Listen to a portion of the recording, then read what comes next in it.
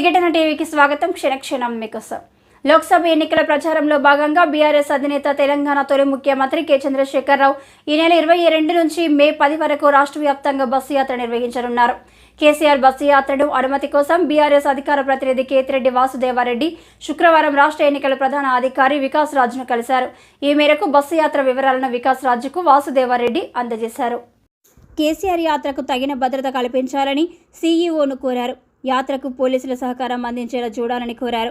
సమస్యాత్మక ప్రాంతాల్లో అవసరమైతే కేంద్ర బలగాలను మోహరించి ఎన్నికలు పారదర్శకంగా ప్రశాంతంగా జరిగేలా చర్యలు తీసుకోవాలని వికాస్ రాజ్ను కోరినట్లు వాసుదేవారెడ్డి తెలిపారు. ఎన్నికలు పారదర్శకంగా ప్రశాంతంగా జరిగేలా చూడాలని వాసుదేవారెడ్డి సీఈఓను కోరారు. బస్సు యాత్ర ద్వారా ప్రజలకు కేసీఆర్ భరోసా కల్పిస్తారన్నారు. పంటకు గిట్టుబాటు ధర లేక రైతులు ఇబ్బంది పడుతున్నారని, కాంగ్రెస్ పార్టీ ఇచ్చిన హామీలు ఒక్కటి కూడా పూర్తి స్థాయిలో అమలు చేయలేకపోయిందని వాసుదేవారెడ్డి ఆరోపించారు.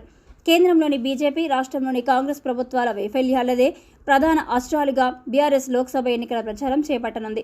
ఇదే సమయంలో 10 ఏళ్ల బీఆర్ఎస్ హయాంలో రాష్ట్రంలో అమలు చేసిన అభివృద్ధి సంక్షేమ కార్యక్రమాల లబ్ధిని వివరించేందుకు సిద్ధమైంది.